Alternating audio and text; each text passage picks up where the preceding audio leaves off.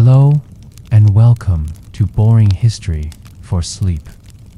Tonight, we invite you to let the world outside fade away. Settle into your bed, close your eyes, and allow your mind to drift. There is nothing you need to do, nowhere you need to be. We travel tonight to a place of myth and memory, to a valley high in the mountains of central Mexico, ringed by dormant volcanoes. A valley dominated by a vast, shimmering lake, upon which sits one of the most magnificent cities the world has ever known. Tenochtitlan, the heart of the Aztec Empire. It was a civilization of profound contrasts, a world where brilliant engineers built floating gardens to feed millions, while emperors adorned themselves in feathers more precious than gold. A world where meticulous astronomers charted the heavens, while a complex and demanding religion shaped every facet of life. Our story tonight is one of these contrasts. We will begin at the very foundation of this society, with a people whose sweat and toil made the grandeur of the empire possible. And so, our journey begins not in a palace, but in a simple hut of sun-dried earth. Not with a king, but with a farmer. Let your breathing slow and imagine yourself there. In the final century of the Aztec world, just before the great changes came, imagine the cool, thin air of the high valley and the rhythm of a life tied to the soil. The darkness before the dawn is a cool, deep black. You are awake. You have been for some time. There is no sudden alarm, no jarring sound to pull you from sleep. Only a subtle shift in the air, a deep, internal clock that knows the sun is still far below the horizon. But the day's work must begin.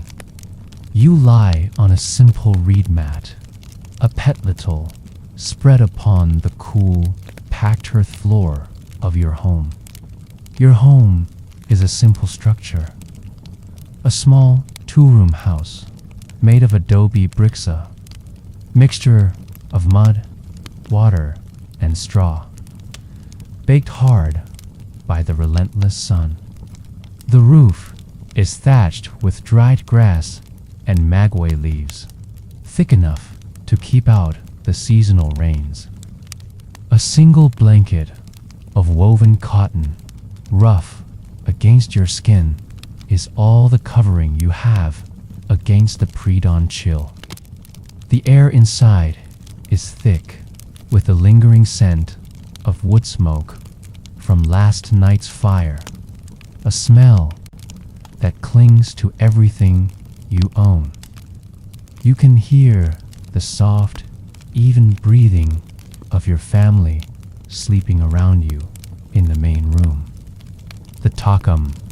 Beside you, a few clay pots and bowls are stacked neatly against a wall. In the corner sits the cornerstone of your family's existence, the meta, a heavy, three-legged grinding stone of volcanic rock, where your wife or mother will soon spend hours turning hard, dried maize kernels into the flour for your daily bread. This is the rhythm of your life. It is a rhythm you know in your bones. You are a tlamatal. The word means hand and arm, and it describes your station perfectly. You are a landless farmer, a serf. You do not own the ground beneath your feet, nor the fields you will soon walk to. Both you and your family are bound to the estate of an Aztec nobleman, a member of the Pilton class. You are not a slave, a tlacatin who can be bought and sold. Your family cannot be separated, but you cannot leave this land. You are as much a part of this estate as the maize that grows upon it. Rising from your mat, you move through the small doorway into the second, smaller room, the sinkali, which serves as a kitchen and storage space. Here, the precious ears of dried corn from your last meager share of the harvest are stacked. You take a few tortillas from a covered pot flat, unleavened cakes of maize, cold from the night. This, along with a drink of water, is your morning meal. It is filling, but plain. It is fuel. As the very first hint of gray light begins to silhouette the eastern mountains, you step outside. The air is sharp and clean. You pull your simple cloak, your tilmathli, tighter around your shoulders. The material is woven from the fibers of the maguey plant, coarse and durable. Only nobles and wealthy merchants can afford the softness of cotton. Your destination is the fields, not your fields, but the nobleman's. You walk, perhaps with your father or your brothers, your bare feet padding silently on the cool earth of the path. You carry your primary tool, the uiktli. It is not a plow, for you have no draft animals.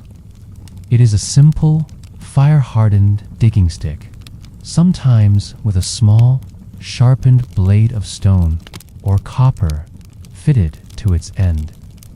It is an extension of your own arms, a tool for breaking the soil, planting seeds, and clearing weeds. The work is grueling and repetitive. For hours, you bend and straighten, your back muscles protesting. You move in a practiced, efficient rhythm, breaking the clods of earth, using the uiktli to poke a small hole, dropping in a few precious seeds of maize, perhaps alongside a bean and a squash seed, the sacred three sisters that sustain the empire. Your hands are calloused, your nails permanently rimmed with the dark, rich soil of the valley. The sun climbs higher and the day grows warm. You work under its gaze, feeling its heat on your neck and back. From these fields, you can see in the distance the heart of the world. Tenochtitlan, you can see the tops of its great pyramids piercing the sky. The smoke from its thousands of cooking fires creating a hazy smudge above the lake. It is a place of impossible grandeur, a city built on water, connected to the mainland by massive causeways. It is the center of the universe, and your sweat, your labor in this field is a tiny, essential drop in the ocean of tribute that flows into that city, allowing it to exist. This tribute is a constant weight on your mind. At harvest time, the noblemen's overseers will come. They will measure the yield from these fields, and the vast majority of it will be taken. It will be loaded into canoes and paddled across the lake to fill the storehouses of your lord. Portion of that will then be passed up the chain all the way to the emperor himself, the Huey Tlatoani. Your family will be left with just enough to survive, to have the strength to plant the fields again next season. It is a cycle of dependence, a life lived on a sliver of what you produce. There is no surplus for you. There is no path to wealth. There is only the work and the tribute. And the work is not always in the fields. At any time, you can be called for coat-acquittal, the rotational state labor. A summons can arrive, and you must leave your family and your farming to join a massive crew of men from all the surrounding villages and estates. You might be sent to dredge the canals that crisscross the valley, your body submerged in the cool, muddy water for weeks. You might be tasked with quarrying and hauling the massive stones needed to build a new temple pyramid, your muscles straining to move immense weight under the watchful eyes of priests and architects. Or perhaps you would be assigned to repair the great causeways that connected Tenochtitlan to the shore, working to maintain the arteries of the empire. This work is seen as a duty, an obligation to the state and to the gods. But for you, it is another disruption, another period of back-breaking labor far from home, for which you receive no payment beyond a basic ration of food. Even more unsettling is the possibility of a military summons. When the empire goes to war, which it does often, it is men like you who form the bulk of the army. You are not an elite jaguar or eagle warrior, clad in glorious costumes and seeking glory. You are a common soldier, given a simple, padded cotton armor and a basic club or spear. Your role is not necessarily to kill, but to help surround and overwhelm the enemy, to take captives who might later be sacrificed. You go not for honor, but because you must. It is another form of tribute, paid not with maize, but with the risk of your own life. Your world is small and circumscribed. You know your village, your nobleman's estate, the paths to the fields. The great city is a distant, awe-inspiring concept, a place you might visit only on a rare religious festival, where you would be lost in the overwhelming crowds, a simple man from the countryside, insignificant and invisible. At the end of the long day, as the sun begins to sink behind the volcanic peaks, you walk the familiar path home. Your body aches with a deep, weary satisfaction. The smell of wood smoke is stronger now, and it is a welcoming scent. Inside the hut, a fire glows in the central hearth. Your wife has been grinding the maize, and the air is filled with the warm, comforting aroma of fresh tortillas cooking on a clay griddle. The kamali. The evening meal is simple, tortillas, a thin stew of beans, and perhaps some chilies or wild greens. Meat is a rare luxury reserved for special feasts. You eat with your family, the conversation sparse, centered on the day's work, the state of the crops, the weather. As darkness falls completely, there is little else to do. There are no lamps, only the dying glow of the hearth fire. Soon, you will all lie down again on your reed mats. You will fall into a heavy, dreamless sleep, the sleep of the truly exhausted.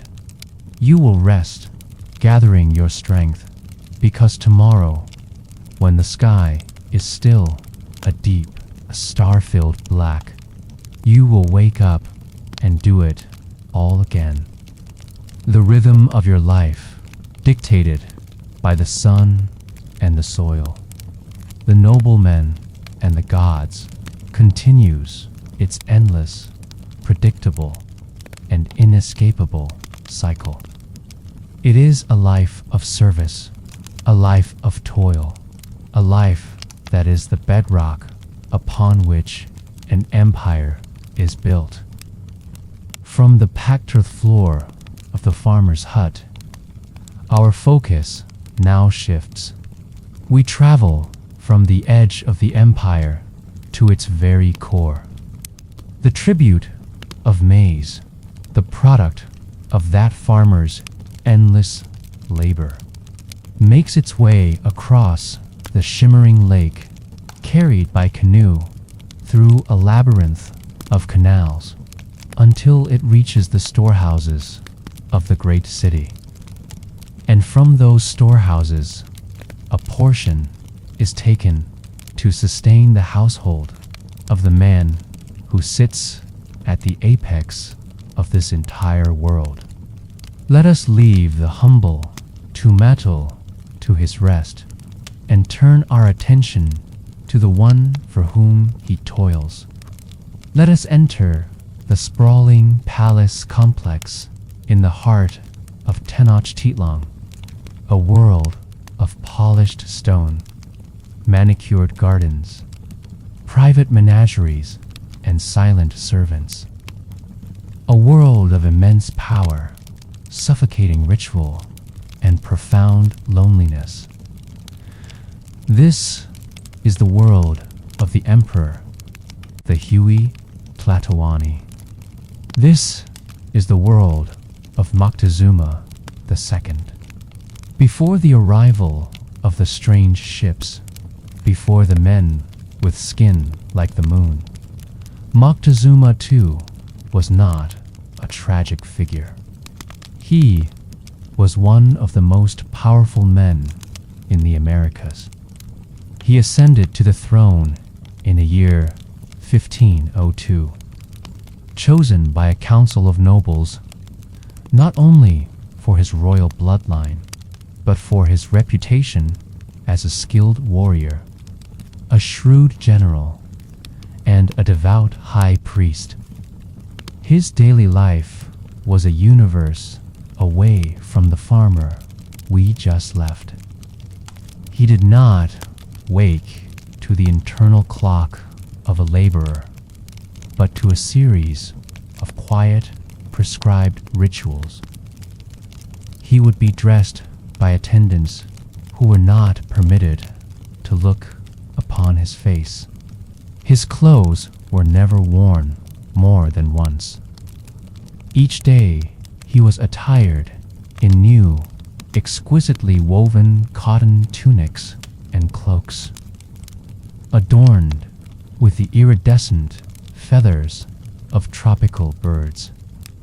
He ate alone, served behind a screen to shield him from the eyes of others. Over 100 different dishes were prepared for his choosing, served on fine Chulu pottery, a testament to the vast culinary resources of his empire. His power was absolute, but it was a power encased in ceremony. No one, not even the highest-ranking noble, could speak to him without first showing deep reverence, often touching the earth and then their lips. To look the emperor in the eye was an offense punishable by death. He was not just a king. He was a semi-divine link between the human world and the cosmos, the earthly representative of the formidable god Huitzilopochtli. His reign, for its first 17 years, was one of expansion and consolidation. He led military campaigns to quell rebellions in distant provinces and to bring new city-states into the empire's fold, securing the flow of tribute that was its lifeblood: jade, gold, cacao, rubber, turquoise, and the all-important featherzal of it flowed ceaselessly into the coffers of Tenochtitlan under his command. He was a meticulous administrator, overseeing the empire's complex legal codes, its vast network of roads and messengers, and its demanding religious calendar. Yet, Aztec cosmology was steeped in a sense of cyclical doom and fatalism. Their universe had seen for previous creations or suns, each destroyed in a cataclysm. They lived under the fifth sun, an existence they believed was temporary, sustained only by constant vigilance and, most importantly, by sacrifice.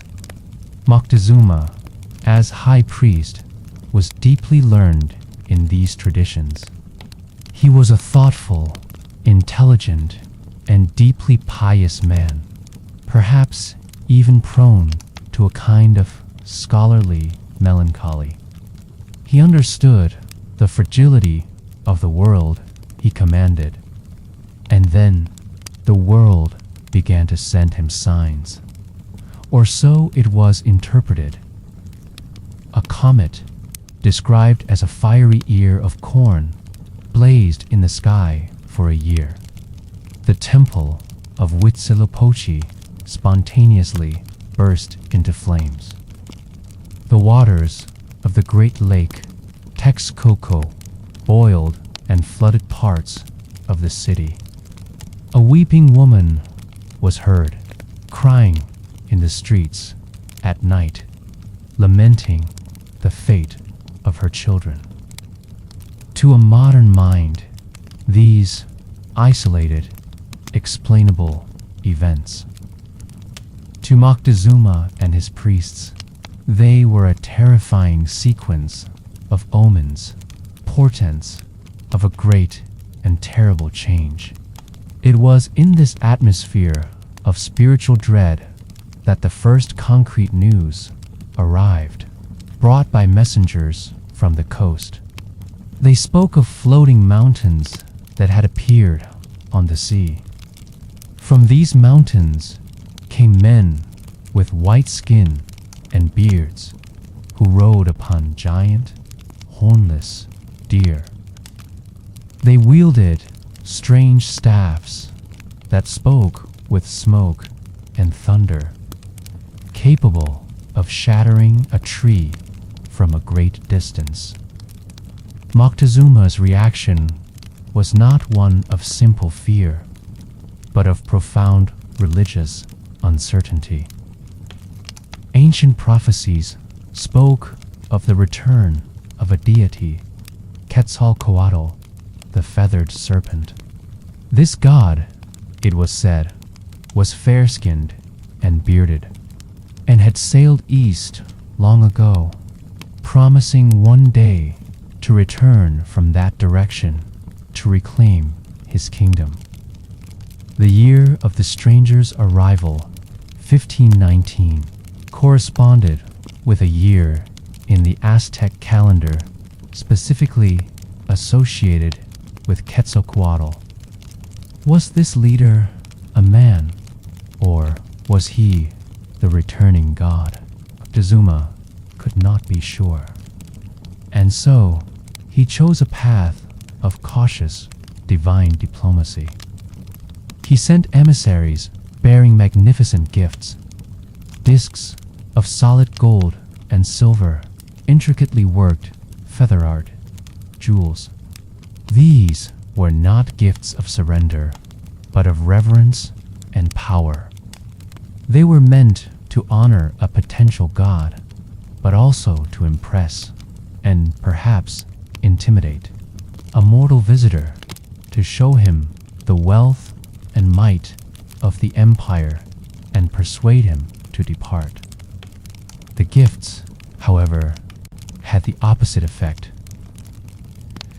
They confirmed to the immense riches that lay ahead, steeling his resolve to reach the capital.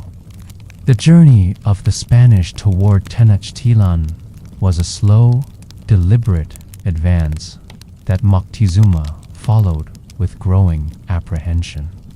Finally, on November 8th, 1519, the emperor made his decision. He would meet them. The encounter took place on one of the great causeways leading into the city. It was a meeting of two worlds. Moctezuma carried on a magnificent litter adorned with gold and quetzal feathers, shaded by a canopy of green plumage. He was dressed in his finest ceremonial robes, a picture of divine authority. He stepped down onto carpets laid so his feet would not touch the common earth. Opposite him stood a man in cold, hard steel armor, his face hardened by ambition and the sun of a foreign land. Through translators, they exchanged formal greetings. A profound, unbridgeable gap of understanding lay between them. Moctezuma invited the Spanish into his city, housing them in the palace of his late father. He treated them as honored guests, showing them the splendors of Tenochtitlan. But within a week, the situation shifted irrevocably. Citing a skirmish on the coast, made a daring move. He placed Moctezuma under arrest, confining him within the palace walls. The emperor of the Aztecs, the divine link to the gods, became a hostage in his own home. This began the most tragic phase of Moctezuma's life. He was trapped in a gilded cage. He was still treated with outward respect, allowed to maintain his court and perform his religious duties. But his every move was watched. He became a mouthpiece for the Spanish, forced to issue orders to his people that benefited his captors, demanding gold and swearing fealty to a distant Spanish king. His authority, once absolute, now seemed hollow. The respect of his own nobles and priests began to curdle into suspicion, then contempt. He, who had commanded an empire, could not even command his own fate. The breaking point came when was temporarily absent from the city. His lieutenant, in a fit of paranoia during a religious festival, ordered a massacre of the unarmed Aztec nobility. The city, which had been simmering with resentment, exploded in open revolt. When Court Urs returned, he found his men besieged within the palace, with a captive and now useless Moctezuma. in a desperate attempt to quell the uprising, compelled Moctezuma to appear on the palace roof to speak to his people. He urged them to lay down their arms, to let the Spanish leave in peace. But his people were no longer his. His authority was shattered. They saw not their divine ruler, but a traitor, a puppet of the invaders. What happened next is shrouded in the conflicting accounts of the conquerors and the conquered. The Spanish sources, written by and his men, claim that, as Moctezuma spoke, the crowd unleashed a volley of stones and arrows. One large stone struck the emperor on the head. He was carried inside, but having lost the will to live, refused all food and treatment, dying from his wound 3 days later. The Aztec accounts tell a different, darker story. They claim that when Moctezuma was no longer useful to the Spanish, when his pleas to his people failed, the Spanish killed him themselves, stabbing him to death before attempting to flee the city. His death, like his life, marked the end of an era. The most powerful ruler in a land of millions died not in glorious battle, but in a room, a prisoner in his own palace, his legacy forever debated. The man who once commanded the flow of tribute from 100 cities ended his life as a pawn. His tragic fall from absolute power to abject helplessness, paving the way for the collapse of the world he once ruled. The death of the emperor created a power vacuum, and the city he left behind was a tinderbox of rage and grief. But to understand the city they fought for, we must look not just at its people, but at the very ground on which it was built. We must look to the marvel of engineering that fed this vast metropolis. Moctezuma's fate was sealed within the stone walls of his palace, but the life of his city, Tenochtitlan, pulsed all around him. The revolt that followed his death was fueled by the collective will of a massive population, a population that numbered in the hundreds of thousands.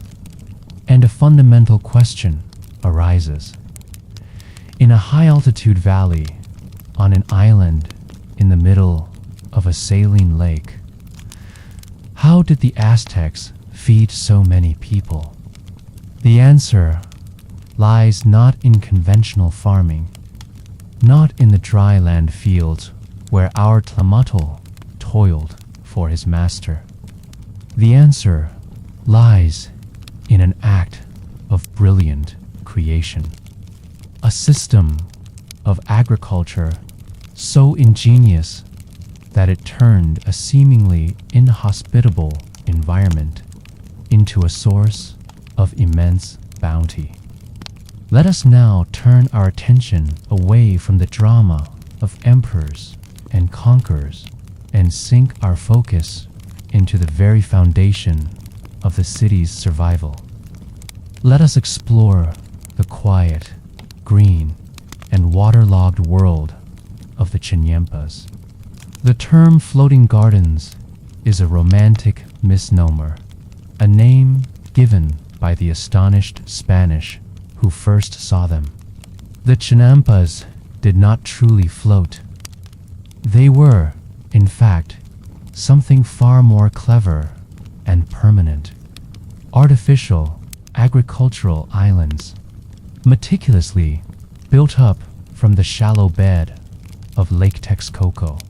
They were a triumph of hydraulic engineering and sustainable farming, a system perfectly tuned to its unique environment.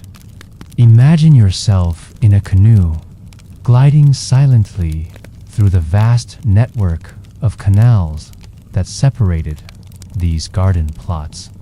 The water is calm and dark, reflecting the deep blue of the sky above.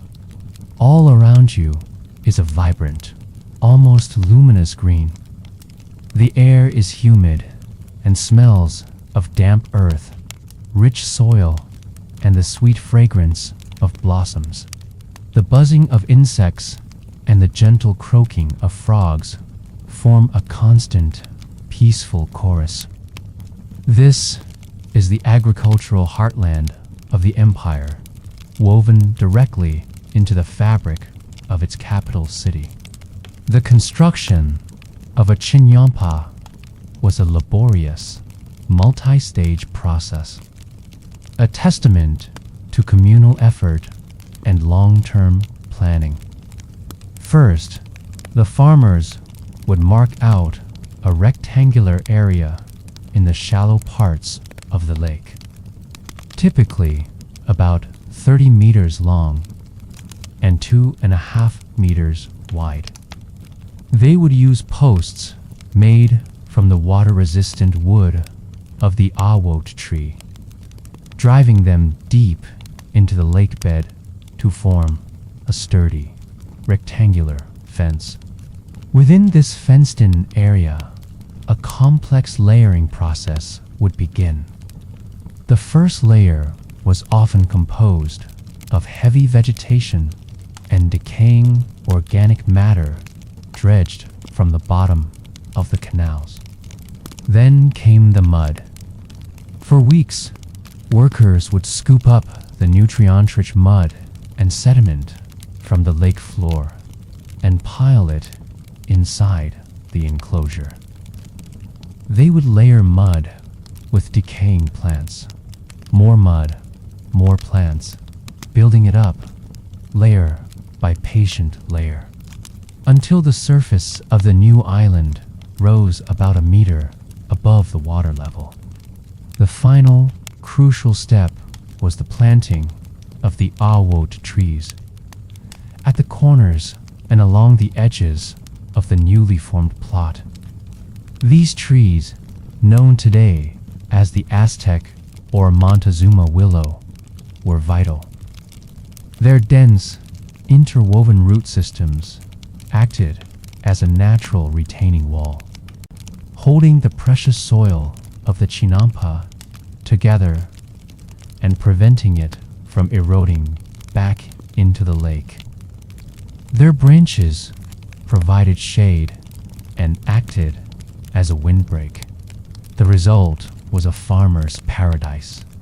The chinampa was a long, narrow strip of incredibly fertile land, surrounded on all sides by water. The soil was constantly subergated, with moisture seeping in from the surrounding canals. This eliminated the need for complex irrigation systems and made the land immune to the seasonal droughts that could plague the mainland farms. The water in the canals was in turn enriched by the nutrients that leached from the chinampas, creating a perfect, self-sustaining cycle. But the genius of the system did not stop there. The Aztecs developed a sophisticated method for maintaining the fertility of their gardens. They would regularly dredge the nutrient-rich mud, silt, and decaying aquatic life from the bottom of the canals and spread it across the topsoil of the chinampas, a process known as seasonal mucking. This constant addition of organic fertilizer ensured that the soil never became depleted. It allowed for near-continuous cultivation, with farmers able to harvest up to 7 different crops a year from a single plot. To further increase productivity, they used a special seedbed nursery technique.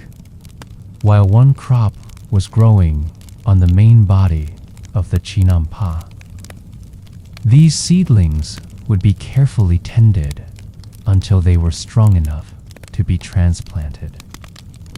As soon as one harvest was complete, the ground was cleared, and the new, pre-grown seedlings were immediately put in its place. This minimized the time a field lay fallow, maximizing the agricultural output of every square meter of land. The variety of crops grown was staggering. The core staples were, of course, maize, beans, and squash. But the chinampas were also used to cultivate chilies, tomatoes, amaranth, and a vast array of flowers.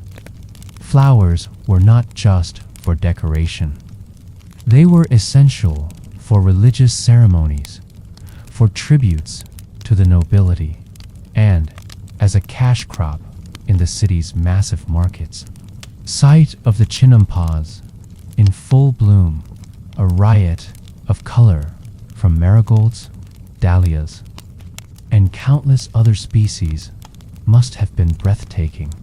This system was the engine that fed Tenochtitlan. It is estimated that the chinampas produced up to 2/3 of the food consumed by the city's population. The remaining third was supplied by tribute from conquered lands, brought in from farms like the one we visited in our first segment. This agricultural security allowed the urban population to swell, supporting the priests, soldiers, artisans, and nobles who made the empire function. The Chinyampa system was more than just a method of farming. It was a way of life. Families lived in small huts on the Chinampas themselves, their lives dictated by the gentle rhythm of planting and harvesting, of tending the canals and nurturing the soil. They paddled their produce directly from their gardens to the great market of Tlatelolco in the heart of the city. A journey through a liquid maze that was as familiar to them as any road. When the Spanish arrived, they were mystified and amazed by this system. It was unlike anything they had ever seen in Europe. But in the chaos and destruction of the conquest and the subsequent draining of the lake to control flooding and expand the New Mexico City, this incredible agricultural system was largely destroyed. Today, only a shadow of the vast Chinampa network survives in the southern borough of Xochimilco. Here, you can still ride in colorful boats through the old canals, past the remaining garden plots. It is a beautiful but melancholic reminder of a lost world of ecological balance and brilliant engineering. A world where people did not conquer nature, but worked with it, creating a sustainable metropolis that, for a time, was one of the largest and best-fed cities on Earth. This system of production created a bustling urban life, with goods flowing constantly into the city's markets. But not all goods were as common as maize or beans. Some were incredibly rare, brought from the farthest, most dangerous corners of the known world. And the men who brought them were a class apart, a unique blend of merchant, spy, and millionaire. We have seen the toil of the farmer, the tragedy of the emperor, and the ingenuity of the engineer. Our journey through the Aztec world has shown us a society built on a foundation of tribute and sustained by a marvel of agriculture. Now, let us turn our attention to a group of people who operated in the spaces between cities, between cultures, and even between social classes. They were the adventurers and entrepreneurs of their time, the vital link in a continental trade network that dealt not in maize, but in luxury. Let us explore the shadowy, exclusive, and perilous world of the Pachteca, the long-distance merchants of the Aztec Empire. While the common farmer we first met might live and die within a few square miles of his birthplace, the Pachteca lived a life of constant motion. They were a hereditary guild, a closed society of merchant families whose profession was passed down from father to son. They were not members of the nobility, the Pelton, but they were also far above the commoners, the Mixolton. They occupied a unique and often precarious position in the rigid Aztec social hierarchy.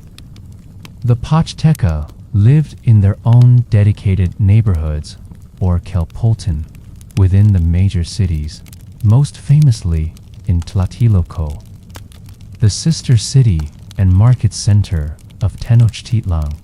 Here, they governed themselves with their own laws, their own courts, and their own patron deities.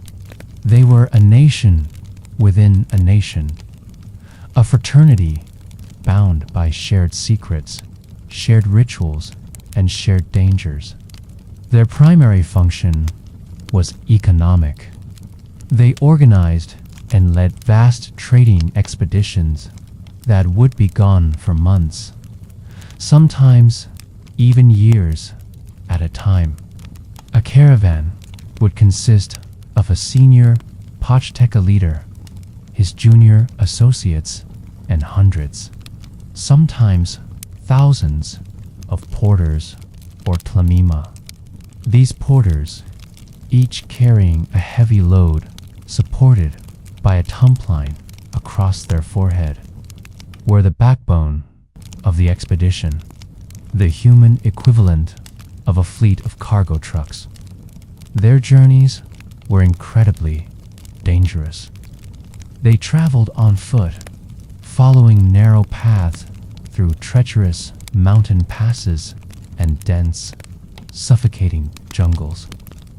They faced the constant threats of wild animals like jaguars and venomous snakes. They had to navigate flash floods, rock slides, and debilitating tropical diseases for which they had no cure. Beyond the dangers of nature were the dangers posed by people. The Pachteca traveled far beyond the secured borders of the Aztec Empire, deep into the lands of independent and often hostile city-states in the coastal lowlands, and what is today Guatemala and Nicaragua. They were entering territories that were not cowed by Aztec military might. The success of their mission depended on a delicate blend of diplomacy, bravado, and a deep understanding of foreign customs and languages. A single misstep, a breach of local etiquette, could result in the entire caravan being attacked and slaughtered. What drove them to take such immense risks? The answer was the insatiable demand for luxury goods back in Tenochtitlan. The Aztec Elita, emperor, the high priests, the top warriors craved exotic materials that could not be found in the high Central Valley. The Pochteca would trade common goods from the Aztec heartland, like tools, obsidian blades, and textiles, for the treasures of the South. Their most sought-after prize was the iridescent tail feathers of the resplendent quetzal bird. These long, shimmering green feathers were more valuable than gold. They were the exclusive symbol of royalty and divinity, used to create the elaborate headdresses and cloaks worn by the emperor. The Pochteca also sought the vibrant feathers of parrots and macaws, the spotted pelts of jaguars, precious jade and turquoise, amber, rubber, and the pods of the cacao tree, from which the bitter, frothy, and highly prized chocolate drink was made. But their role was not purely commercial. The Pochteca were the eyes and ears of the emperor. Because they traveled so widely and were adept at learning foreign languages and customs, they were perfectly positioned to act as spies. Before a military campaign was launched against a new region, a Pochteca expedition would often go first. They would map the terrain, assess the wealth of the city, gauge its military strength, and identify any internal political divisions that the Aztecs could later exploit. They would return to Tenochtitlan with this vital intelligence, paving the way for the armies that followed. Sometimes their guise as merchants was thin indeed, and they would actively provoke incidents that could be used as a pretext for an Aztec invasion. This dual role as merchants and state agents brought them immense wealth. A successful expedition could make a Pochteca family fantastically rich. However, this wealth was a source of great social tension. The traditional nobility, whose status was based on land ownership and military prowess, looked down upon the merchants as crass upstarts. They were suspicious of this new money and the influence it brought. Consequently, the Pochteca were forced to live a life of calculated humility. They could not openly display their wealth. When a caravan returned to the city after a long journey, they would often sneak in under the cover of darkness, their rich goods hidden under drab cloths. They were forbidden from wearing the fine cotton and feathers that the nobility wore, even though they were the ones who procured those very items. They would host lavish feasts for their guild members, but these were held in secret within the private courtyards of their homes.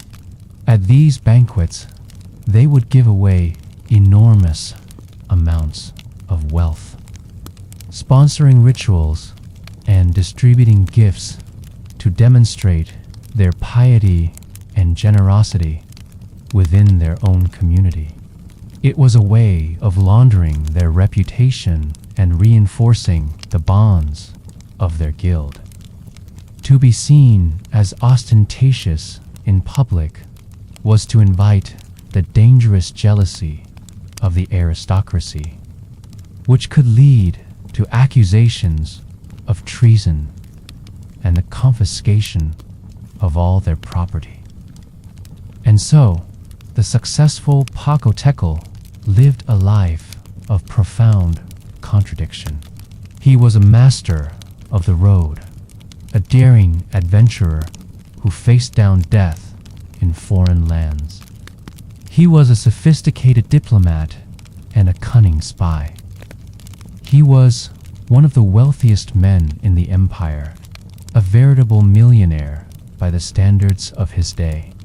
Yet, in the streets of his own city, he had to affect the posture of a humble commoner, his drab cloak hiding a fortune in jewels and a mind full of state secrets. He was both essential to the empire's luxury and a threat to its rigid social order. A man who walked a tightrope between fabulous wealth and sudden ruin. Tonight, we have walked the soil of the Aztec world. We have felt the ache in the farmer's back as he tended the nobleman's field, his life a constant rhythm of toil and tribute. We have stood beside an emperor on his palace roof, a man trapped between his divine responsibility and the terrifying arrival of a new world. His tragedy echoing through the ages. We have glided through the green, watery veins of Tenochtitlan, marveling at the ingenuity of the Chinampas, the floating gardens that fed a metropolis. And we have journeyed with the secretive Pachteca into dangerous lands, witnessing their strange dance of commerce, espionage, and hidden wealth. From the serf to the emperor, from the engineer to the merchant, we see a civilization of startling complexity and profound contrasts, a world of deep faith and brutal warfare, of breathtaking beauty and immense hardship, a world that was vibrant, alive, and utterly unique just before it was irrevocably changed. Now, as our journey comes to an end, feel the comfort of your own bed. Feel the softness of your pillow, the weight of your blanket. The struggles and anxieties of that distant world are just a story now, a whisper from the past. The thin, cool air of the Valley of Mexico has been replaced by the quiet comfort of your own room. There are no tributes to pay, no empires to fear, no perilous journeys to embark upon. There is only the peaceful rhythm of your own breathing, in and out. Let the echoes of this old world become a gentle hum in the back of your mind, a story that lulls you deeper into rest. Let the contrasts of their lives remind you of the simple peace of this moment. Let your mind drift and allow yourself to sink into a deep and restorative sleep. Good evening, and welcome to Boring History for Sleep. Tonight, we travel to an empire that defined the ancient world. When we think of Rome, our minds conjure images of polished marble, of triumphant legions marching beneath stone arches, of senators in white togas debating in the forum. It is a history of grandeur, power, and enduring legacy. But every great empire is built upon foundations that are often unseen in places far from the light. Tonight, we will journey into those hidden corners. We will explore the lives lived not in palaces, but in the darkness beneath the earth. We will walk with those who defied the empire's might, and with those who vanished within its mists. We will uncover the stories of those whose sacrifices, willing or unwilling, were the true bedrock of Roman power. So let your body grow heavy. Let the distractions of the day recede. There is nothing required of you now but to breathe and to listen. Our journey does not begin in the golden light of the Palatine Hill, but in the profound and silent darkness of a mountain's heart. Imagine yourself in absolute darkness, a darkness so complete it feels like a physical weight against your eyelids. It is a cold, damp blackness, and it is the first and last thing you know of your day. You are a salinator, a salt miner, and this is your world. Perhaps you were a prisoner of war, a condemned criminal, or a debtor sold into bondage. How you got here no longer matters. The past is a luxury you cannot afford. The air you breathe is not fresh. It is thick, heavy, and carries a sharp saline taste that coats the back of your throat. Each inhalation feels gritty, laden with a fine dust that stings your eyes and irritates your lungs. The walls of the tunnel around you weep with moisture, and the constant drip, drip, drip of water is one of the few sounds that breaks the oppressive silence. This place is a wound in the earth, and you are trapped within it. Your day is a rhythm of grueling, monotonous labor.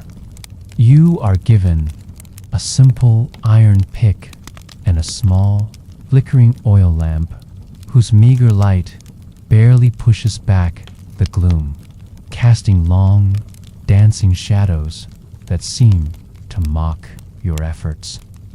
Your task is to chip away at the walls of rock salt. The work is punishing. You swing the pick, and the impact shudders up your arm, a dull shock that resonates in your bones.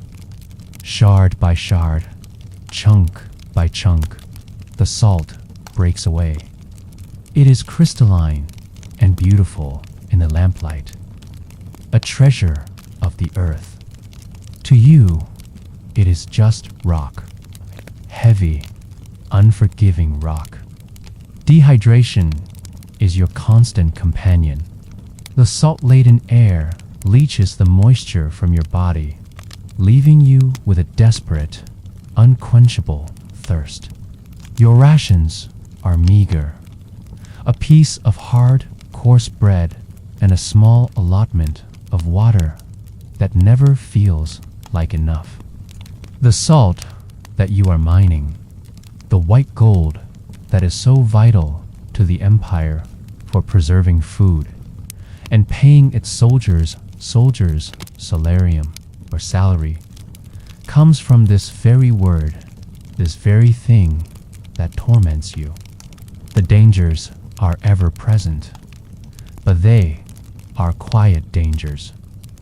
There is the risk of a tunnel collapse, a sudden groaning of the earth, followed by a thunderous roar, and an end to the darkness, replaced by a final, crushing blackness.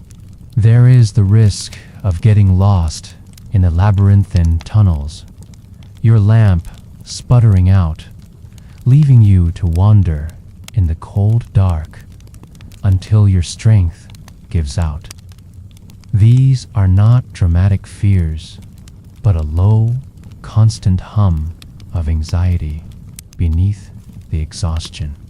You do not measure your life in days or weeks, but in the number of baskets filled, the number of tunnels advanced. You work alongside others, but there is little conversation. Breath is too precious to waste on words. The only sounds are the rhythmic chip-chipping of picks against the salt wall, the scrape of shovels, and the shuffling of feet as heavy baskets are hauled away to the surface, to a world of sunlight you barely remember. There is no hope of release. To be condemned to the mines, the damnatio in Metalla, was often a life sentence. Your existence has been stripped down to its most basic elements: thirst, hunger, exhaustion, and the unending, repetitive motion of your work.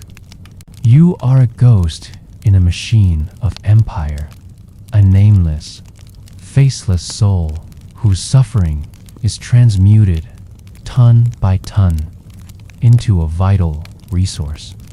You provide the flavor and the preservation for the banquets of senators you will never see in a city you will never visit. As you lie down to rest on the cold, salty rock floor of a cavern, the darkness you worked in all day becomes your blanket. It offers no comfort, only a brief cessation of labor. There are no dreams of escape, only the deep, dreamless sleep of profound exhaustion before you must wake again to the same darkness, the same corrosive air, and the same unending task of chipping away at a mountain that is slowly, surely consuming you. From the silent, crushing darkness of the mines, our journey now takes us to the surface, to a very different part of the Roman world. We travel north, across the sea, to the misty, green island of Britannia. Here, the struggle was not one of passive endurance, but of active, fiery defiance. In the hidden corners of the empire, away from the direct gaze of the emperor, local administrators could act with impunity, and their arrogance could sow the seeds of a terrible whirlwind. This is the story of a queen who, wronged beyond measure, rose to challenge the very foundations of Roman power in her land. This is the saga of Boudica. Our story begins not with war, but with a death and a last will and testament. Prasutagus was the king of the Iceni, a Celtic tribe whose lands covered what is now Norfolk in modern-day England. For years, he had maintained a fragile peace with the Roman occupiers. The Iceni were a client kingdom, technically independent, but existing under the immense shadow of Roman authority. Prasutagus had lived a long and prosperous life, and as he felt his end approaching, he sought to secure the future for his family and his people. In his will, he made a calculated political move. He named the Roman emperor as co-heir to his kingdom, alongside his own two daughters. This was a common practice, an attempt to flatter and appease Roman power, with the hope that the emperor would, in turn, respect the inheritance of his family and allow them to continue ruling. It was a gesture of loyalty, a final, hopeful attempt to preserve the status quo. He believed he had secured their safety. He was tragically mistaken. Upon Prasutagus' death, the local Roman authorities saw not an opportunity for partnership, but for plunder. The Roman procurator, coldest declared the will void. He argued that the client kingdom was now forfeit, its lands and all its wealth belonging to Rome. Roman officials, accompanied by soldiers, descended upon the lands of the Iceni like locusts. They seized the estates of the Iceni nobles, treating them as conquered subjects. The king's household was plundered, and his relatives were treated like slaves. It was in this moment of brutal dispossession that Boudica, the widowed queen, stepped forward to protest. She stood as the symbol of her people's sovereignty and their violated rights. The Roman response was one of profound arrogance and cruelty, designed to break not just a woman, but the spirit of a nation. Boudica herself was subjected to the lash, a punishment reserved for the lowliest of subjects, a public and deliberate humiliation of a royal figure. And in an act of ultimate dishonor, an outrage was committed against her 2 young daughters. The Romans had made a catastrophic miscalculation. They believed they were crushing a minor rebellion and securing a province. Instead, they had ignited a firestorm.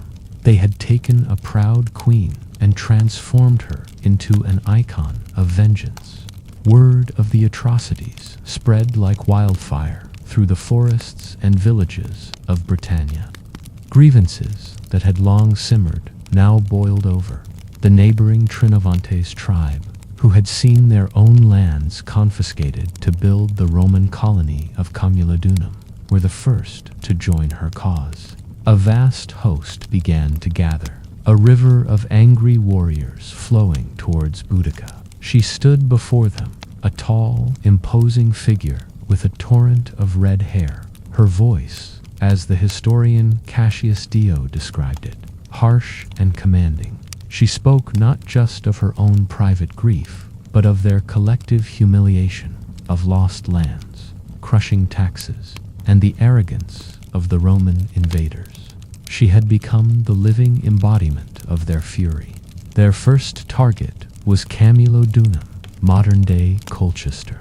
It was the symbol of Roman oppression, a city built for retired legionaries on stolen land, and home to a grand temple dedicated to the former emperor Claudius, the man who had conquered them.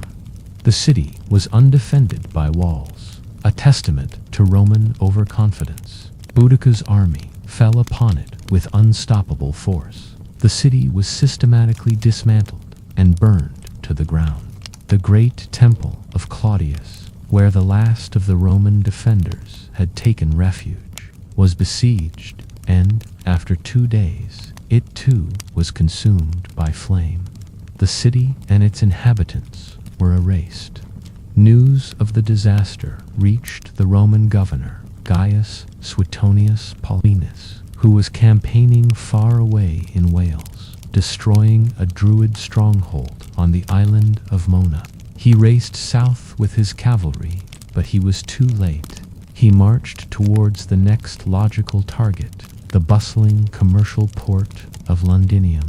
But when he arrived, he saw that the city was unwalled and indefensible against Boudica's enormous host.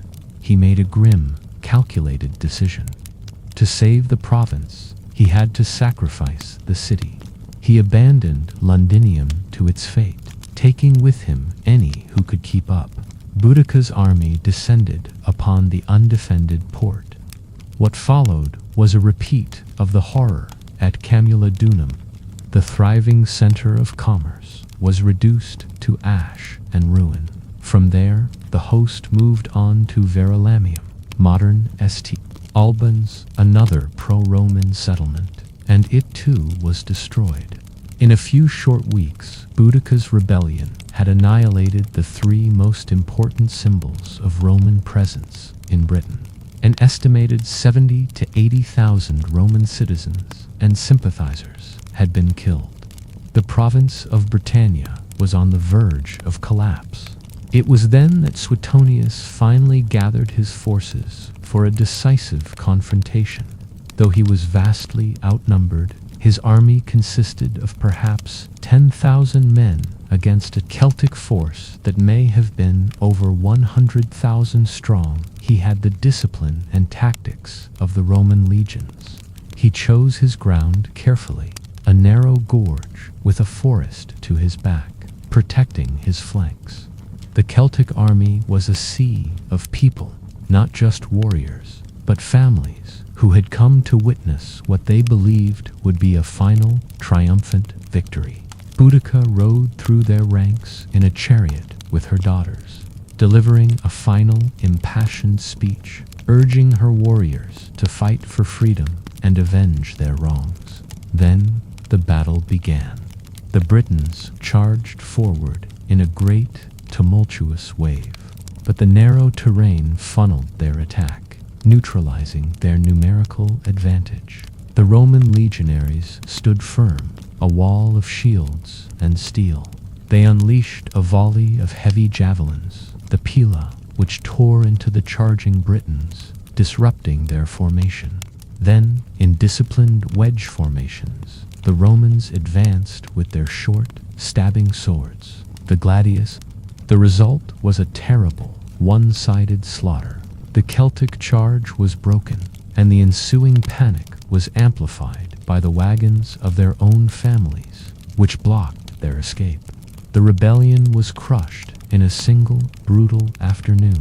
Boudica, seeing that all was lost, refused to be taken alive.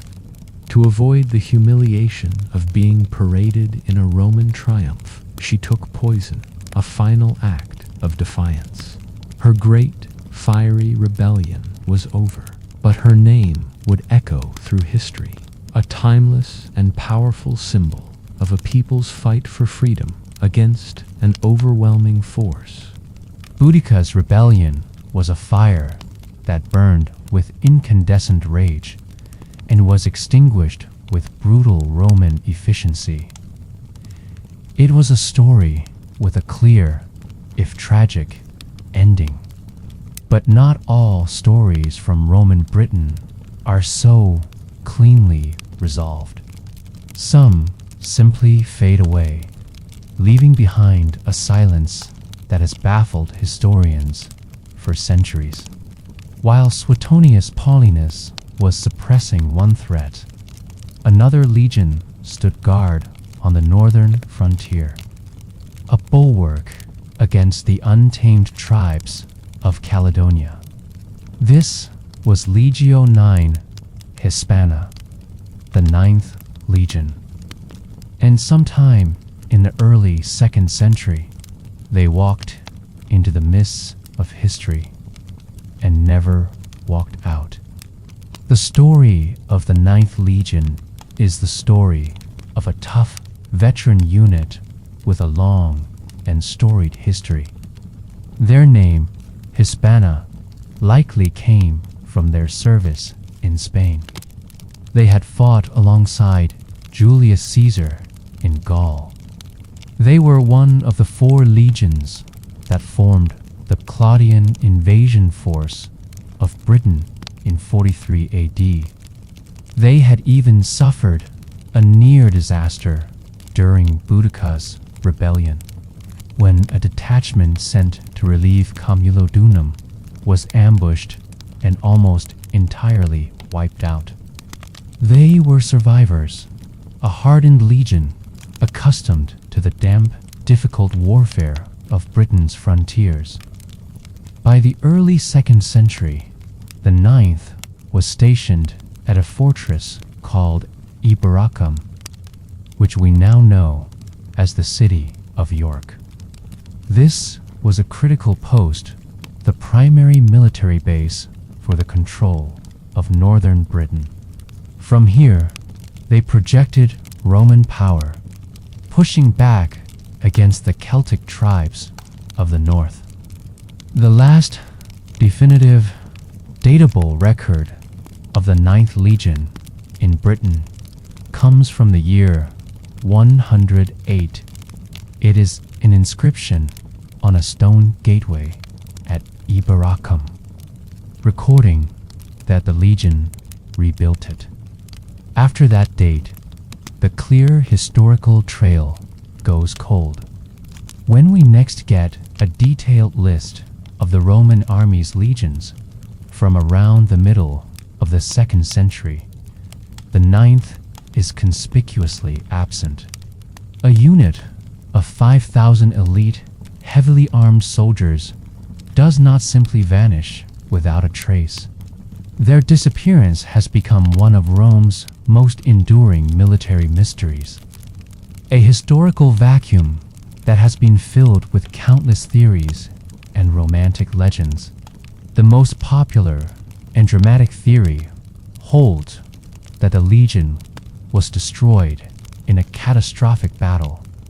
According to this narrative, sometime around the year 117 AD, the Ninth marched north from Eboracum into the wild, unconquered lands of Caledonia, modern Scotland, to quell an uprising of the northern tribes. And there, in the mists and hills, they were ambushed, overwhelmed, and annihilated to the last man.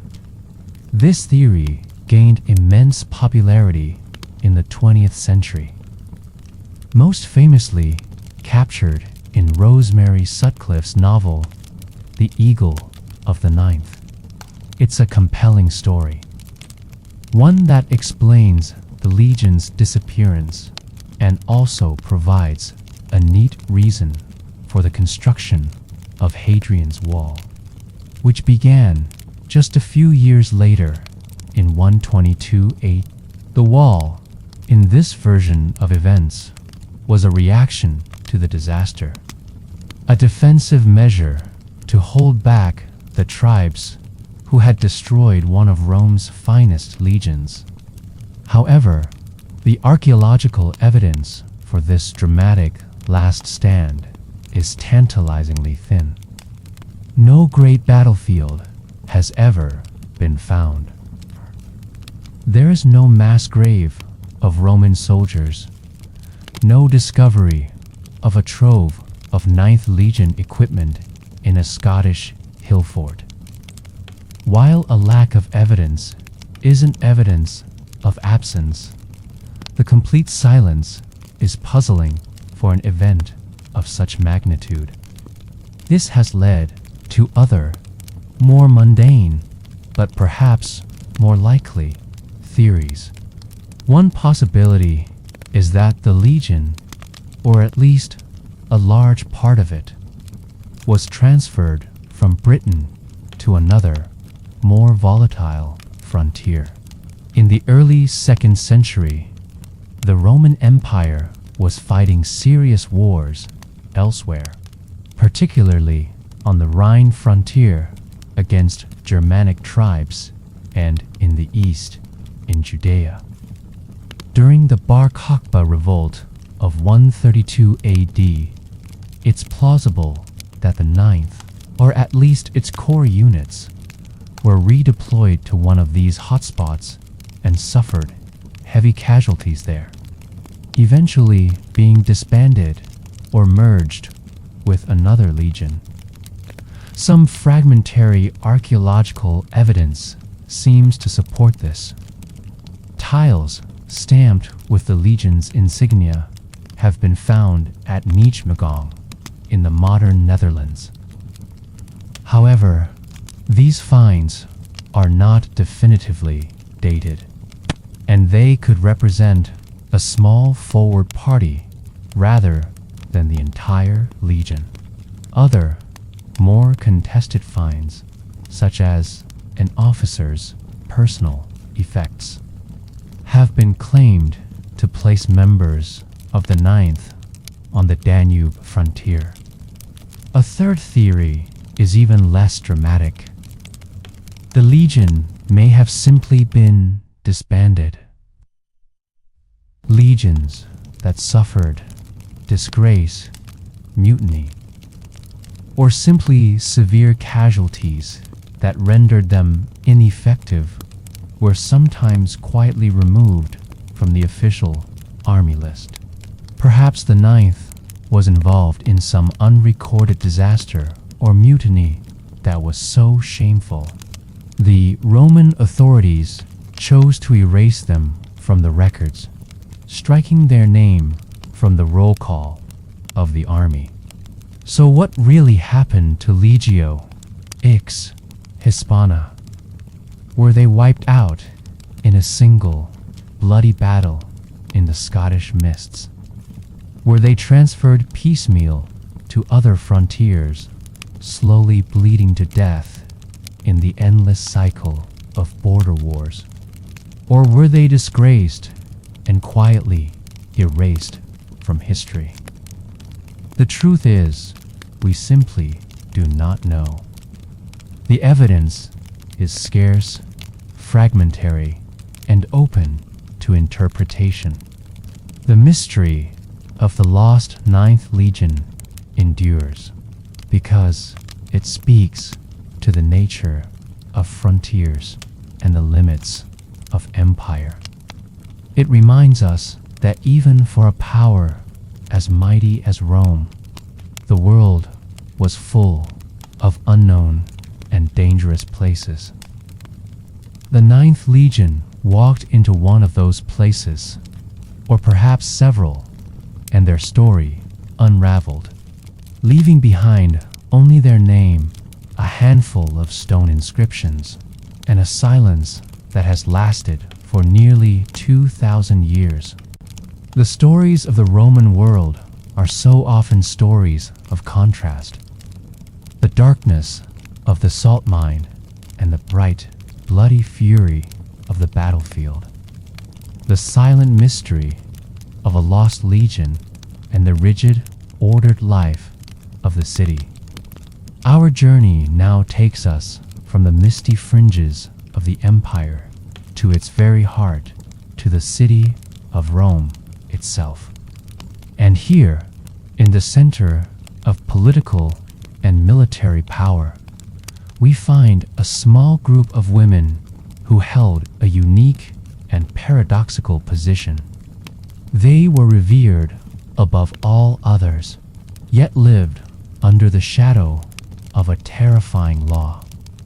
They were symbols of the city's purity, yet their lives were a constant, perilous balancing act. This was the world of the Vestal Virgins. To be chosen as a Vestal was to be set apart from Roman society in the most profound way imaginable. A girl was selected between the ages of 6 and 10, not by her family, but by the Pontifex Maximus, the chief high priest of Rome. The requirements were strict. She had to be of a patrician family. Her parents had to be alive and living in Italy. Once chosen, she was symbolically captured by the Pontifex Maximus, and her old life, her family, her very identity ceased to be. She now belonged only to Vesta, the goddess of the hearth, home, and family. Her new home was the house of the Vestals, a grand and luxurious palace situated in the very center of Roman life, the Forum Romanum. Here, she would live a life of immense privilege, a stark contrast to the life of nearly every other woman in Rome. While other women were under the legal authority of their father or husband, a Vestal was legally independent. She could own property, make a will, and give testimony in court without the consent of a male guardian. When she traveled through the city in her litter, she was preceded by a lictor, a ceremonial guard, right, otherwise reserved for the highest magistrates. By law, everyone, including consuls, had to give way to her. To harm a Vestal was a capital offense. At public games and gladiatorial contests, she was given a place of honor, often seated with the senators. These privileges, however, were balanced by a single, solemn, and non-negotiable duty: to keep the sacred flame a Vesta burning day and night. This was no mere symbolic task. The flame, housed in the circular temple of Vesta, was considered the very hearth of the Roman state. It was believed that as long as the flame burned, Rome would endure and prosper. If it were to go out, it was an omen of unimaginable disaster for the city. The life of a Vestal was structured around this sacred responsibility. For 30 years, she would serve the goddess. The first 10 years were spent as a novice, learning the intricate rituals and duties from the elder Vestals. The next 10 years were spent as a full Vestal, actively performing the rites. The final 10 years were spent as a senior Vestal, teaching the new novices. Their days were filled with a quiet rhythm of ritual. They would fetch pure, living water from a sacred spring, carried in a special vessel called a feudalus that could not be set down without spilling. A constant reminder of the need for care. They prepared the mola salsa, a sacred mixture of salt and flour to be sprinkled on sacrificial animals. And above all, they took turns in pairs to watch over the eternal flame. The psychological weight of this duty must have been immense. Imagine sitting in the quiet, holy space of the temple. The only sound, the soft crackling of the fire, knowing that the fate of an empire rested on your vigilance. To allow the flame to be extinguished through negligence was a dire offense. The guilty Vestal would be taken to a dark, secluded room, stripped of her sacred garments and scourged by the Pontifex Maximus. It was a punishment of deep shame and pain. But there was one crime far worse than letting the flame die. This was the breaking of her vow of chastity. A Vestal was a virgin, a symbol of the city's purity and ritual integrity. If she were to break this vow, the crime was called incestum, and it was considered a profound act of pollution and treason against the state. The punishment was terrifying in its ritualistic horror. The condemned Vestal was dressed in funeral clothes and carried through the city in a closed litter in a procession that mimicked a funeral. The streets were silent as she passed.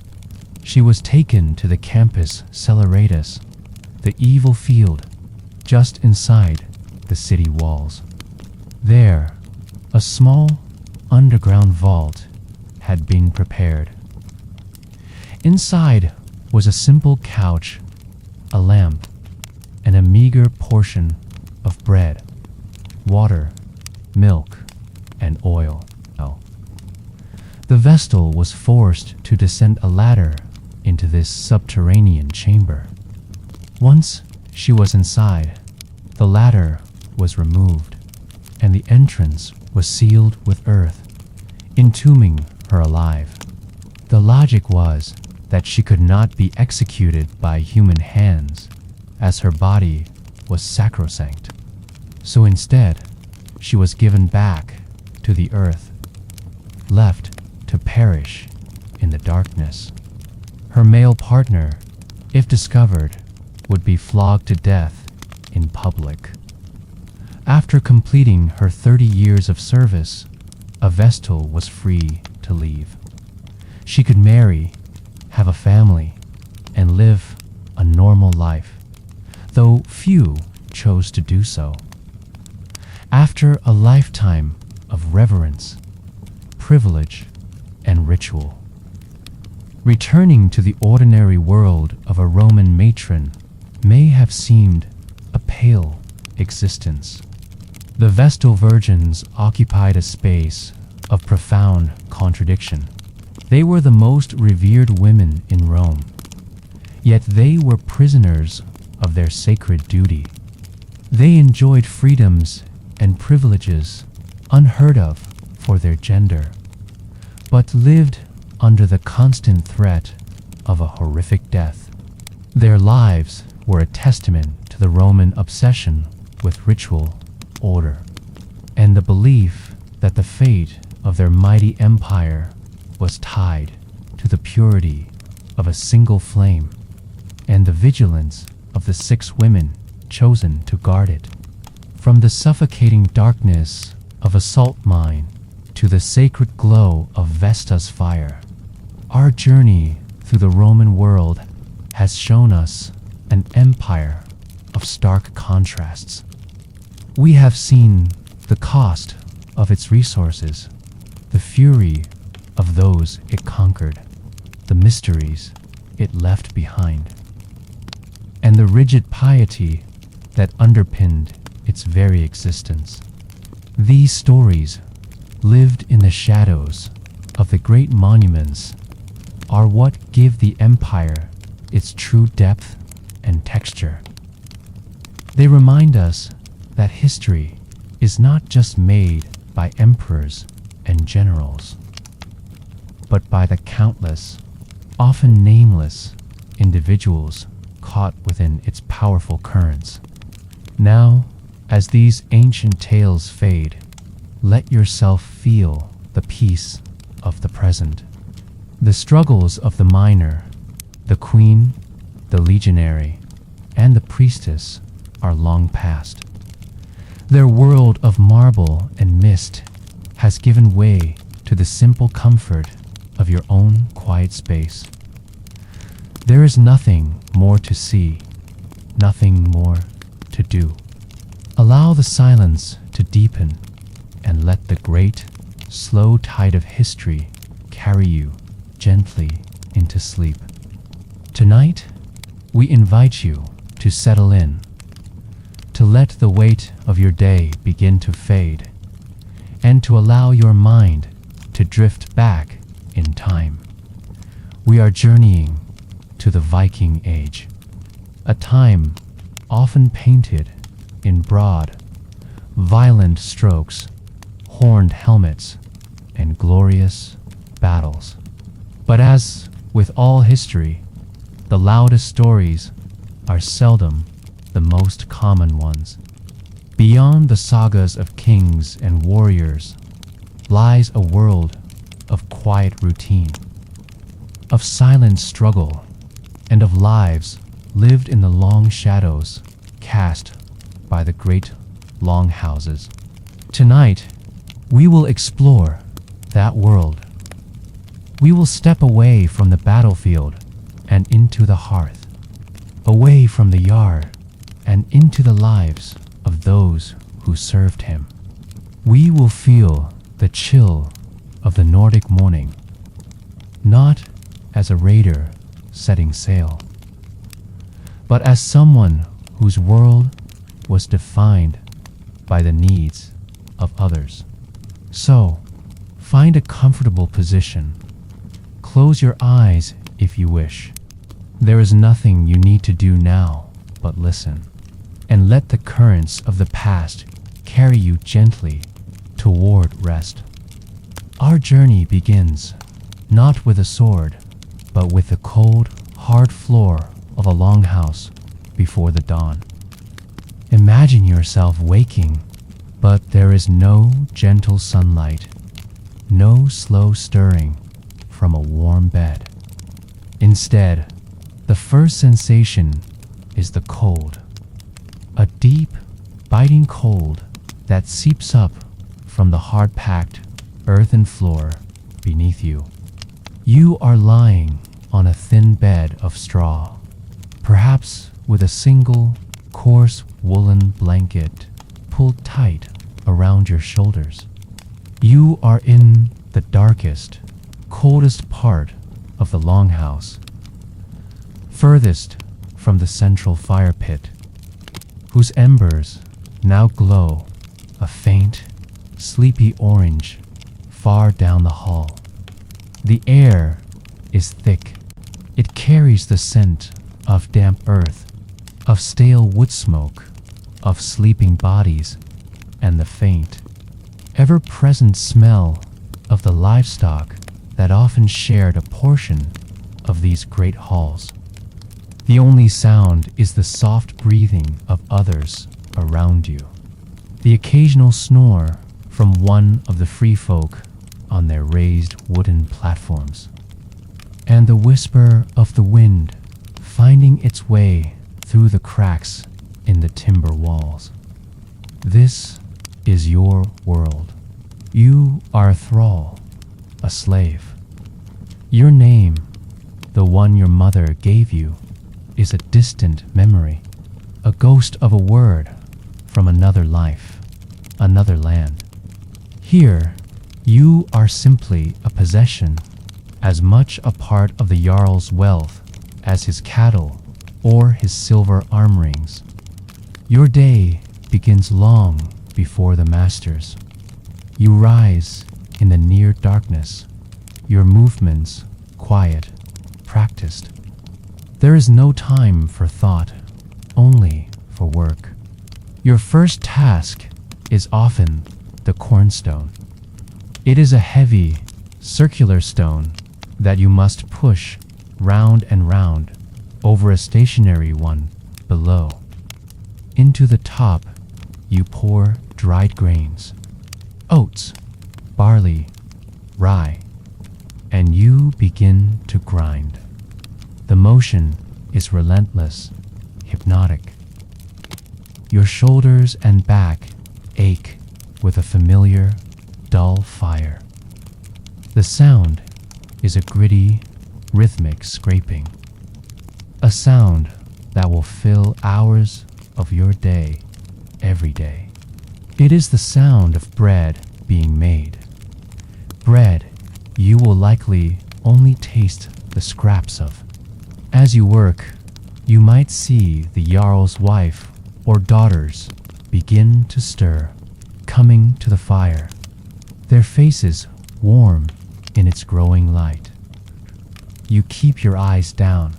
Your world is the stone, the grain, the ache in your muscles. Once the flour is ground, the work continues. Perhaps you are sent to the animal pens. The air grows sharp with the smell of manure. You must muck out the stalls, spreading fresh straw, your hands raw from the cold and the rough wood of the pitchfork. Or perhaps your task is to fetch water, hauling 2 heavy wooden buckets from a frigid stream or a well, your shoulders screaming with the strain as the water sloshes against your legs, soaking your rough-spun tunic and chilling you to the bone. Your food, when it comes, is simple and meager. A bowl of watery porridge, perhaps thickened with a little of the flour you just ground, or maybe some scraps of stockfish, hard and salty, chewed slowly to make it last. You eat it quickly, quietly, because your time is not your own. Every moment you are not working is a moment stolen from your master. There is no legal recourse for you. You are a tool, and a tool can be used, misused, or broken as its owner sees fit. A harsh word from the master, a blow for moving too slowly. These are not events to be questioned. They are simply conditions of your existence, like the wind and the rain. You learn to read the moods of the free folk around you, to make yourself as small and unnoticeable as possible.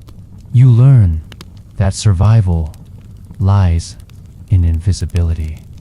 If the Jarl decides to launch his longship, you may be called to row. This is a different kind of labor.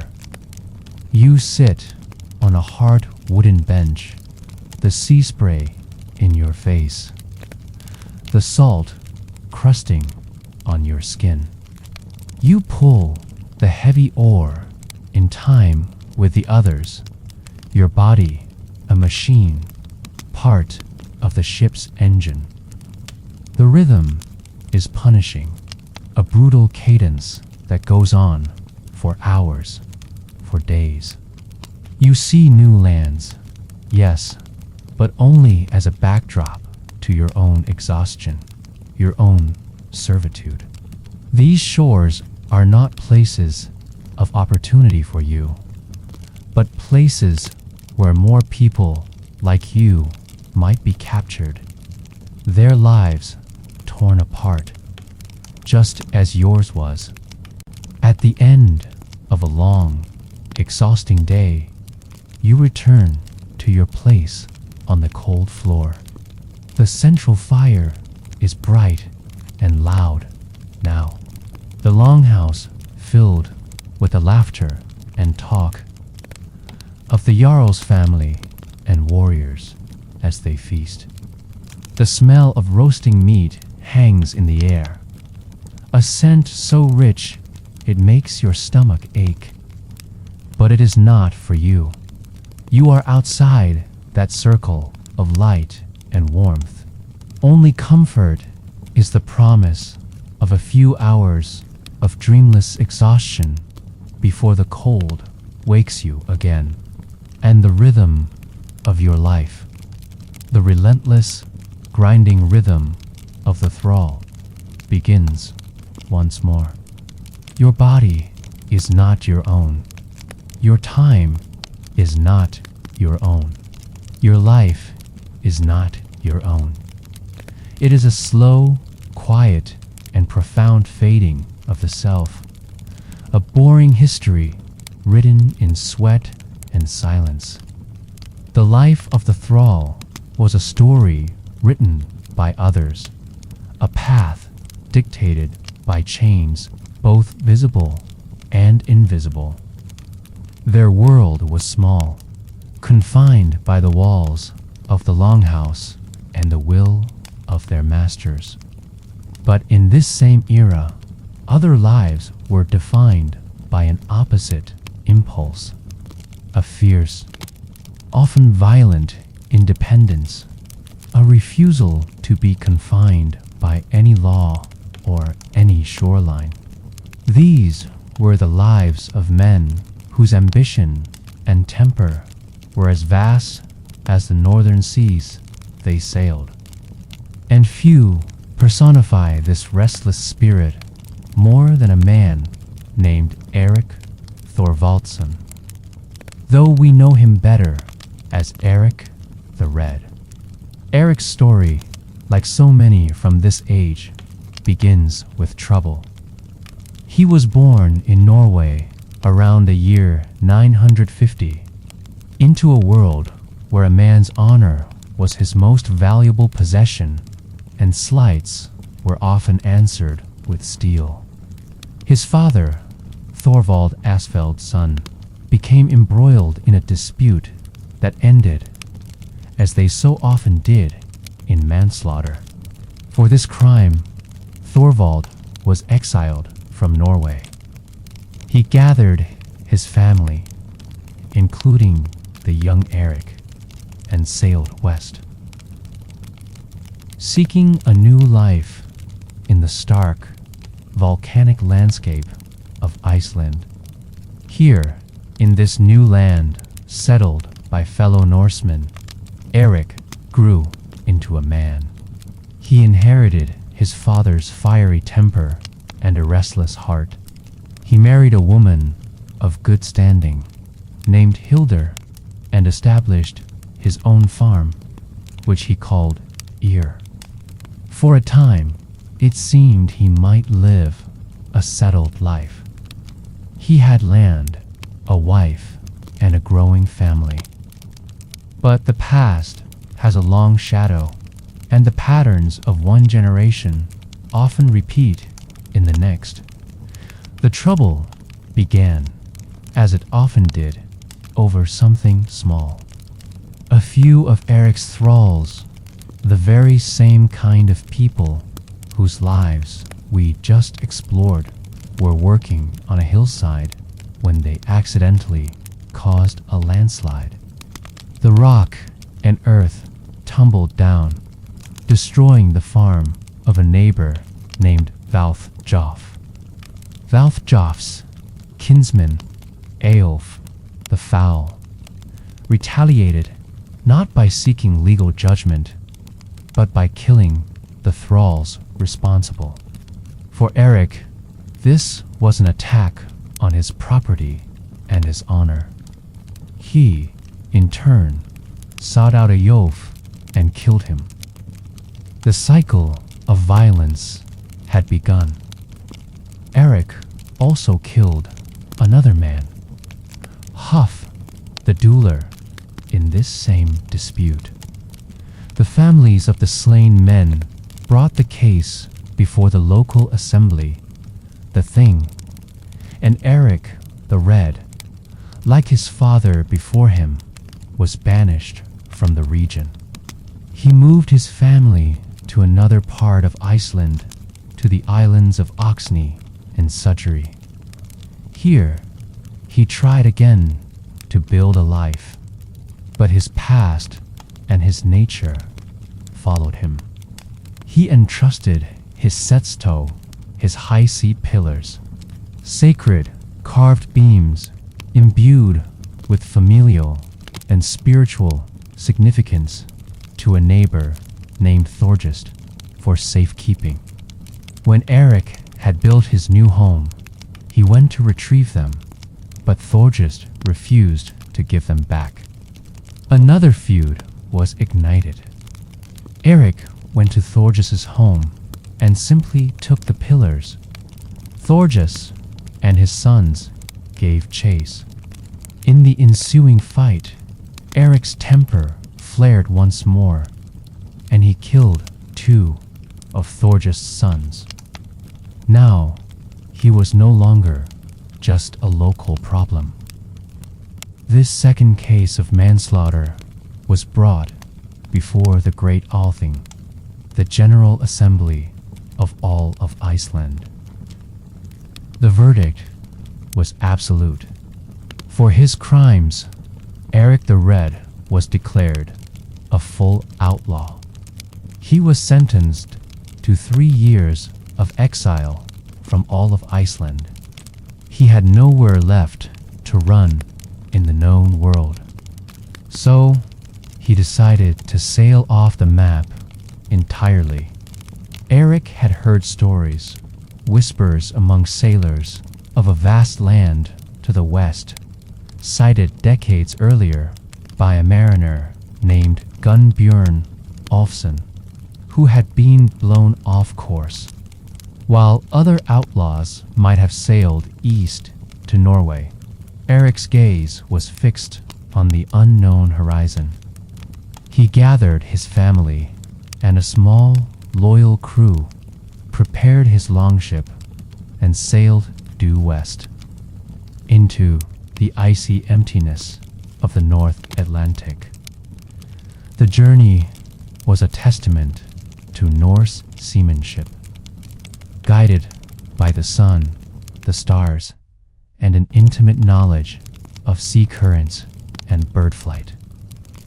After days at sea, they would have seen it first, a disorienting white line on the horizon, the edge of the great ice cap. They had found it. For the 3 years of his exile, Eric meticulously explored this new land. He found it to be a place of stark contrasts. Immense glaciers and fields of ice dominated the interior, but along the coast, deep fjords cut into the land. And in the short, intense summer, their inner reaches were surprisingly green. There were meadows for grazing, and the sea was rich with fish and seals. It was a hard land, an empty land, but it was a land where a man could start again, free from the feuds and judgments of the old world. When his 3-year sentence was complete, Eric sailed back to Iceland, but he had no intention of staying. His mind was set on his new discovery. He knew, however, that he could not settle such a vast land alone. He needed followers. He needed to sell a dream. And so, he gave his discovery a very clever, very deliberate name. He called it Greenland. The sagas are clear about his reasoning. He said that people would be far more willing to go there if the land had a good name. He spoke in the halls and at the assemblies, not just of the green pastures, but of the freedom and opportunity that awaited. He was a charismatic and persuasive leader, and his story of a new world, a Greenland, captured the imagination of many Icelanders who were struggling with overcrowded land and dwindling resources. In the year 985, a great colonizing fleet of 25 ships, filled with men, women, children, and livestock, set sail from Iceland, following Eric back to his promised land. The journey was perilous. Storms scattered the fleet, and the unforgiving sea claimed its price.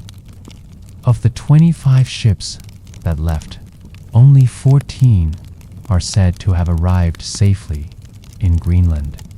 But they did arrive. They established 2 main colonies, the eastern settlement and the western settlement, in the sheltered fjords Eric had scouted. Eric himself built his own great farm at a place he called in the heart of the most fertile area. Here, Eric the Red, the violent outcast from 2 different lands, became the paramount chieftain of a new one. His restless energy, which had caused so much trouble in the old world, had been channeled into an act of creation, founding a unique European settlement that would endure for nearly 500 years, a testament to his unbreakable will and one very clever name.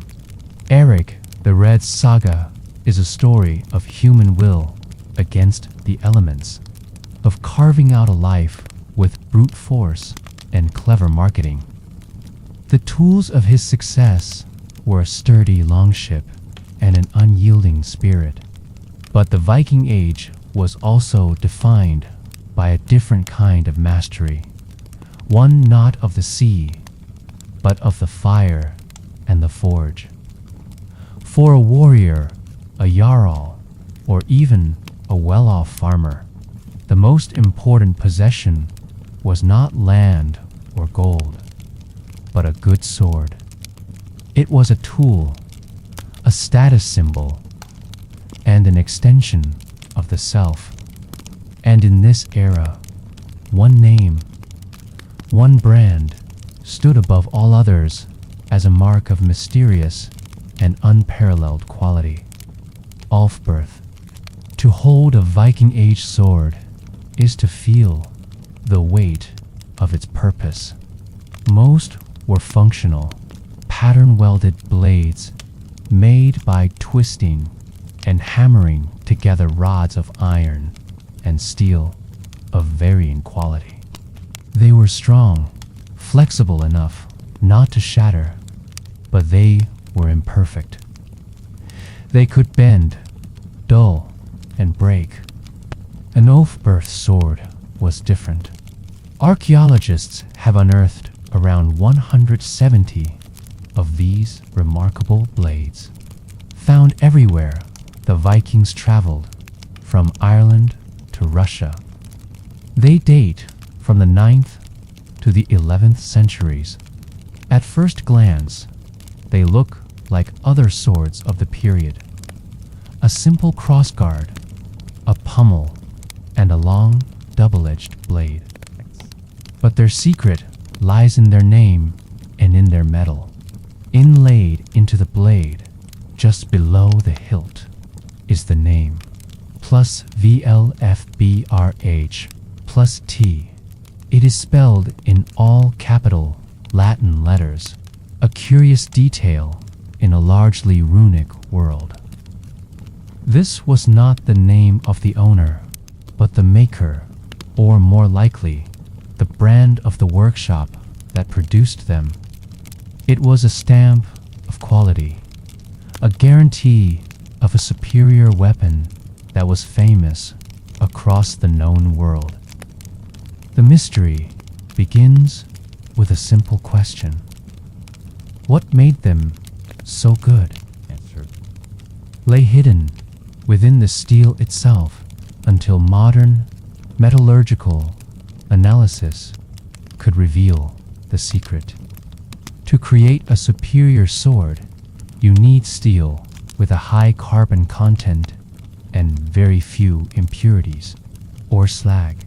This combination makes the metal harder, allowing it to hold a much sharper edge, while also making it more flexible and resilient. The vast majority of European smiths at the time were working with what is known as bloomery steel, a smelting process that produces metal with a low carbon content and a high amount of slag. It was a messy, inconsistent process. The smith's skill was in how well they could work with this flawed material. The oath-birth swords, however, were made from something else entirely. Analysis has shown they are made of crucible steel. This is a technology where iron and carbon-rich materials are melted together in a sealed clay pot, a crucible, and heated to an extremely high temperature, around 3,000 degrees Fahrenheit, or 1,600 degrees Celsius. At this heat, the iron becomes liquid and absorbs the carbon evenly, while the impurities, the slag, are forced out and rise to the top. When the mixture cools, you are left with an ingot of high-carbon, ultra-clean steel. It was, for the time, a miracle metal. Swords made from it were lighter, stronger, sharper, and more flexible than any others. They would not break in the cold, and they could slice through lesser blades and mail armor. They were, in essence, super swords. This discovery only deepened the enigma. The technology of crucible steel was not known to be in use in Europe during the Viking Age. It was a process perfected much later during the Industrial Revolution. So, where did this metal come from? How did a 9th century Frankish or Norse smithy create something that should have been impossible for another 800 years? The clues point east. The technology of crucible steel was being practiced at this time, but far away. In Central Asia and the Middle East, places like modern-day Uzbekistan and Afghanistan were centers for producing what was known as Damascus steel, another legendary metal famed for its strength and the watery patterns on its surface. The trade routes of the Vikings were extensive and well-traveled. The most likely theory is that ingots of this precious crucible steel were traded up the Volga river route, which connected the Caspian Sea with the Baltic. Viking traders, known as the Russ, exchanged furs, amber, and thralls for silver dirhams, spices, and other exotic goods from the Abbasid Caliphate. It seems they also brought back this most precious of materials, ingots of raw, high-quality steel. These ingots would have then been transported to workshops, perhaps in the Rhineland of Francia, where the master smiths behind the Ulfberth brand forged them into the legendary blades. This would explain the Latin lettering on the name was a Frankish brand name, not a Norse one applied to a weapon made from Asian steel and sold to the wealthiest Norse warriors. The Ulfberth name itself became a target for counterfeiting. Later, archaeological finds show swords with the name misspelled, perhaps plus VLFBRH plus, instead of plus VLFBRH plus T. These fakes are invariably made from the inferior local bloomery steel. It seems that even in the 10th century, the power of a brand name was so strong that knockoffs were a profitable enterprise. A warrior might pay a fortune for what he thought was a genuine Ulfberth, only to have it fail him at a critical moment. The Ulfberth swords represent a fascinating intersection of cultures and technologies. They are a physical embodiment of the vastness of the Viking world, not just as raiders, but as traders connected to a global network. An Ulfberth was the pinnacle of a warrior's possessions, a near magical object that conferred an enormous advantage. But its magic wasn't from the gods of Asgard. It was the magic of the forge, of extreme heat, of a sealed clay pot, and of a long, perilous journey from a distant land, all to create a perfect piece of steel, a silent, sharp enigma that still holds its secrets today. The world of the Viking Age was built on steel and ships, on the labor of thralls and the ambition of chieftains. It was a world largely defined by men's actions, their raids, their trade, their feuds. But to focus only on them is to see only half of the picture, and perhaps the less stable half at that. While men like Eric the Red were away, exploring or fighting. The very heart of Norse society, the longhouse itself, was a domain of formidable power, managed not by a jarl, but by his wife. She was the mistress of the household, a figure of immense authority, whose world was as complex and vital as any battlefield.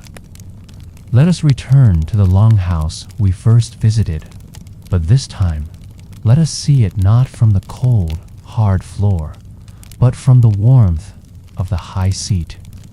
Here sits the lady of the house. She is not a passive figure, waiting for her husband's return. She is the center of a complex and demanding economic, and social universe. Her status is immediately visible. Hanging from her belt, or perhaps worn on a chain around her neck, is a set of keys. They are made of iron or bronze, and they are not merely functional. They are a potent symbol of her authority. These keys unlock the food stores, the chests of valuables, the linen closets. They represent her control over the household's wealth and well-being. No one, not even her husband, would dare access these stores without her permission. Her day begins with a tour of her domain. She moves through the longhouse with a practiced eye, assessing the needs of the household. Her responsibilities are vast. First and foremost is the management of food. She oversees the preserving of meat and fish, the smoking, salting, and drying processes that will ensure the family survives the long, dark winter. She supervises the churning of butter and the making of cheese, and she rations the precious stores of grain, the same grain ground by the thralls in the morning darkness. A well-run household ate well, and a poorly run one faced starvation. The survival of everyone under her roof rested squarely on her shoulders and her foresight. Beyond food, her greatest responsibility is the production of textiles. In the Viking Age, cloth known as VA was a form of currency. It was used for trade, for paying fines, and for making the sails of the longships that were the foundation of Norse power. The entire process, from shearing the sheep to carding and spinning the wool, to weaving the cloth on a large, upright loom, was under her direct supervision. This was not a dainty hobby. It was a major industry. She would lead the women of the household, her daughters, kinswomen, and female thralls in this constant, essential work. The rhythmic clacking of the loom and the soft whirring of the spindle were the sounds of the longhouse's economic engine. As the mistress, she is also the manager of all personnel. She directs the daily tasks of the thralls and servants, ensuring the longhouse is kept clean, the fires are tended, and the work is done efficiently. She is the household doctor, knowledgeable in the use of herbs and folk remedies to treat sickness and injury. She is the keeper of the family's honor within the domestic sphere, ensuring proper conduct and etiquette are maintained. When her husband, the Jarl, hosts a feast, she is not merely a background figure. She is the co-host, the orchestrator of the event. She directs the preparation of the food and drink, ensuring there is enough ale and mead to satisfy their guests. During the feast, it is her role to ceremonially present the drinking horn to honored visitors, a ritualistic act that reinforces social bonds and alliances. Her grace and generosity reflect directly on her husband's status. A skilled and generous hostess can do as much for a family's reputation as a successful raid. And while her power is centered on the home, it is legally recognized and protected. A Viking woman, especially of the elite class, had significant rights. She could inherit property, and she brought a dowry into her marriage that remained legally hers. Crucially, she had the right to divorce her husband if he was abusive, lazy, or unable to provide for the family. She could declare herself divorced in front of witnesses and leave, taking her dowry and personal possessions with her. This gave her a level of autonomy and protection that was remarkable for the era. Her life is a delicate balance of immense responsibility and considerable power.